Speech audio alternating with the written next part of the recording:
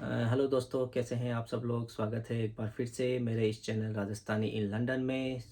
आज का ये वीडियो आपके लिए काफ़ी इन्फॉर्मेटिव, काफ़ी यूज़फुल होने वाला है, तो प्लीज़ इस वीडियो को पूरा देखें। क्योंकि आज के इस वीडियो में हम लोग बात करेंगे ओस्की एग्ज़ाम के बारे में कि ओस्की एग्ज़ाम क्या होता है, कैसे उसकी प्रिपरेशन की जाती है, कैसे ओस्की एग्ज़ाम पास किया जाता है, क्या क्या उसमें प्रॉब्लम्स आती है, आज वो हम लोग सब डिस्कस करेंगे। तो चलो आज का वीडियो शुरू करते हैं। तो ओस्की जो होता है वो objective structured based clinical exam होता है, जो आपको नाम से ही पता चल रहा है। इसमें आपकी क्लिनिकल स्किल्स प्लस आपकी कम्युनिकेशन स्किल्स दोनों चीज़ आपकी असेस की जाती है। उसके अकॉर्डिंग फिर आपको मार्क्स दिए जाते हैं। तो ओस्की में जब मैंने ओस्की दिया था तो इसमें 6 स्टेशन हुआ करते थे, लेकिन इन्होंने अभी चेंज करके 10 स्टेशंस कर दिए हैं।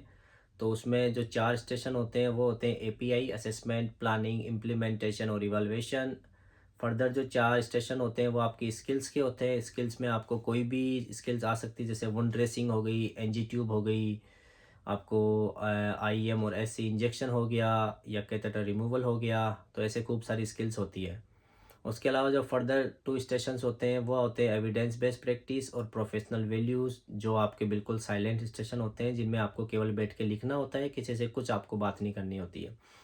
तो आज के इस वीडियो में मेनली मैं बात करूंगा असेसमेंट और प्लानिंग स्टेशन की। बाकी आने वाली वीडियो में बाकी स्टेशंस की बात करेंगे। तो असेसमेंट स्टेशन जो होता है वो 20 मिनट्स का होता है। 20 मिनट्स में आपको पेशेंट की ऑब्जर्वेशन चेक करनी होती है, पेशेंट से बात करनी होती है, आपको अपना डॉक्यूमेंटेशन करना होता है। ये सब चीज़ें होती है असेसमेंट में। तो मेनली जो असेसमेंट में आपको ये 4 तरह की आपके असेसमेंट होता है। जो फर्स्ट होता है वो न्यूज़ स्कोर होता है। न्यूज़ स्कोर में आप वही जो हम इंडिया में वाइटल साइंस लेते थे, वो होता है न्यूज़ के अंदर हम पेशेंट के वाइटल साइन चेक करते हैं। दूसरा होता है जीसीएस, जिसमें हम पेशेंट का eye response, verbal response, motor response check करके हम उसको जीसीएस उसका स्कोर देते हैं आउट ऑफ 15। तीसरा होता है वो PHQ-9 होता है, जो कि मेनली जो अपने डिप्रेशन वाले, एंजाइटी वाले जो पेशेंट होते हैं, मेंटल हेल्थ जिनको इश्यू होता है, उन लोगों के साथ मेनली ये परफॉर्म किया जाता है। और जो फोर्थ नंबर का है वो मस्ट होता है। जो मस्ट होता है उसमें हम पेशेंट की बीएमआई चेक करते हैं, उसका माल न्यूट्रिशन स्टेटस चेक करते हैं कि पेशेंट का ईटिंग एंड ड्रिंकिंग पैटर्न कैसा है, उसके अकॉर्डिंग हम उसको फर्दर एडवाइस देते हैं। तो ये 4 चीज़ें हम मेनली देखते हैं। तो क्लिनिकल जो सेटिंग्स होती है उसमें हम मेनली न्यूज़ और जीसीएस यूज़ करते हैं। तो अब जैसे मान लो आपको पेशेंट को, वो लोग आपको कोई भी डिजीज़ कंडीशन दे देंगे, आपको एक पहले आपको टाइम देंगे रीडिंग का कि आप रीड करो कि आपका ये पेशेंट है, ये इसकी प्रॉब्लम है, ये इसकी पास्ट मेडिकल हिस्ट्री है, ये इसकी सोशल हिस्ट्री है, ये इसकी ड्रग हिस्ट्री है, और ये इसका आपको फर्दर आपको क्या प्लानिंग करनी है। तो वो सब आप रीड करके फिर आप पेशेंट्स के पास जाओगे, पेशेंट से बात करोगे, पेशेंट को इंट्रोड्यूस करोगे अपने आप को।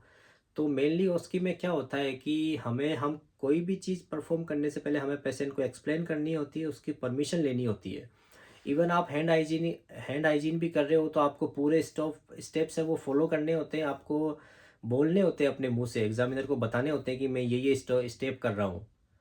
तो यही इस उसकी में मेनली यही होता है। तो असेसमेंट हर कोई पास कर सकता है, थोड़ा टाइम मैनेजमेंट का होता है। तो आपको अगर अच्छी प्रैक्टिस है तो आप टाइम मैनेजमेंट भी कर सकते हो। तो इसमें सबसे पहले आप पेशेंट के पास गए, उससे आपने बात की, अपने आप को इंट्रोड्यूस किया, पेशेंट का नाम पूछा, उसकी डेट ऑफ बर्थ, उसको कोई एलर्जी है या नहीं है वो सब पूछा, उसके साथ थोड़े बहुत फेमिलियर हुए, उसको पूछा कि अ, आपको मैं किस नाम से बुलाऊँ तो आपको ज़्यादा कंफर्टेबल फ़ील होगा। तो ये सब चीज़ करने के बाद फिर आप उसको बताओगे कि मैं आज यहाँ पे आपकी ऑब्जर्वेशन लेने, आपके वाइटल साइन चेक करने आया हूँ। तो सबसे पहले मैं आपका ब्लड प्रेशर चेक करूँगा, आपका ऑक्सीजन लेवल चेक करूँगा, रेस्पायरेशन। तो ये हम मेनली चीज़ें चेक करते हैं असेसमेंट में। Blood pressure, respiration, heart rate, oxygen, pain, ये सब चीज़ें चेक करते हैं। तो ये पूरा ए टू ई असेसमेंट होता है। ए मतलब एयरवे हो गया, पेशेंट आपसे बात कर रहा है मतलब एयरवे अच्छा है।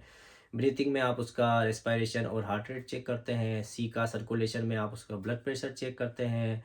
डिसेबिलिटी में आप देखते हैं कि पेशेंट अलर्ट है, ओरिएंटेड है या नहीं है। इन्वायरमेंट में आप उसका टेम्परेचर या उसको फर्दर अलग से कोई उसके प्रेशर एरिया या कुछ है वो सब चेक करते हैं। तो ये सब चेक करके आपको नोट डाउन करना होता है साथ के साथ में। तो आप ये सब चीज़ करने के बाद में आपका न्यूज़ स्कोर बन के आता है। सपोज़ करो, अकॉर्डिंग टू आपका न्यूज़ स्कोर आपको देखना होता है कि आप फर्दर आपकी जो ऑब्जर्वेशन है वो कब होगी नेक्स्ट। अगर पेशेंट का न्यूज़ स्कोर जैसे 7, 8 या 10 हो रहा है तो आपको डॉक्टर को एस्केलेट करना है, आपको हर घंटे पेशेंट की ऑब्जर्वेशन चेक करनी है। न्यूज़ स्कोर 1 टू 4 के बिटवीन है तो आपको 4 आवरली, 6 आवरली पेशेंट की ऑब्जर्वेशन चेक करनी होती है। तो ये सब उसमें आपको मेंशन करना होता है। ये सब पूछने के बाद में फिर आपको पेशेंट से बात करनी होती है, उसकी जो पास्ट मेडिकल हिस्ट्री है, उसकी सोशल लाइफ है, वो कहाँ रहता है, किसके साथ में रहता है, उसकी मोबिलिटी कैसी है, उसका ईटिंग एंड ड्रिंकिंग का पैटर्न कैसा है, उसका एलिमिनेशन और यूरिन का पैटर्न कैसा है, स्लीपिंग पैटर्न कैसा है। तो ये सब सारे जो क्वेश्चंस हैं वो आपको कवर करने होते हैं और आपको नोट डाउन करने होते हैं। तो ये 20 मिनट्स के टाइम में आपको ये सब चीज़ें करनी होती है। आपको पेशेंट से बात भी करना है, आपको पूछना भी है सारे क्वेश्चंस और आपको नोट डाउन भी करना है। तो ये मेनली होता है असेसमेंट के अंदर। दूसरा होता है प्लानिंग। अब आपने असेसमेंट कर लिया तो जो आपको सिनेरियो दिया है, जो आपकी डिजीज़ कंडीशन है, उसी के ऊपर आपको फिर केयर प्लान बनाना है। असेसमेंट आपने कर लिया, आपके वो नोट्स हैं वो आपके साथ होते हैं। उसमें देख के आप पेशेंट की कोई भी आप 2 प्रॉब्लम्स लेके उस पे आप नर्सिंग केयर प्लान बना सकते हो। सपोज़ करो पेशेंट अस्थमैटिक है, तो आप बना सकते हो कि शॉर्टनेस ऑफ ब्रेथ हो गई उसको। दूसरा उसको मोबिलिटी इश्यू हो सकता है, तो आप उसके ऊपर अपना केयर प्लान बना सकते हो। तो ये बिल्कुल साइलेंट स्टेशन होता है और ये 12 मिनट का होता है। इसमें आपको बैठ के केवल नर्सिंग केयर प्लान बनाना होता है। आपको इसमें किसी से कुछ बोलना नहीं है, कुछ बात नहीं करनी होती है।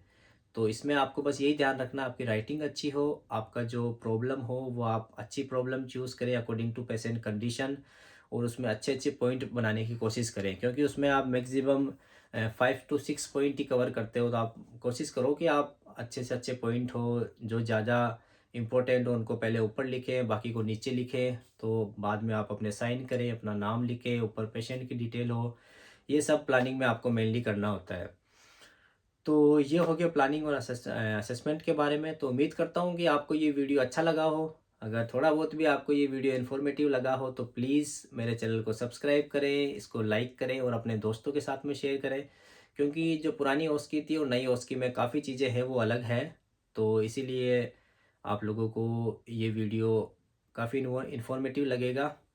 और अगर आपको जानना है कि हम क्या-क्या मिस्टेक्स हैं जो अवॉइड करनी चाहिए ओस्की के दौरान, तो आप लोग मुझे कमेंट करें, आप लोग मुझे मैसेज करें, उसके अकॉर्डिंग मैं अपना नेक्स्ट वीडियो बनाऊँगा कि आपको कौन-कौन सी मिस्टेक्स अवॉइड करनी है उसके एग्ज़ाम के दौरान।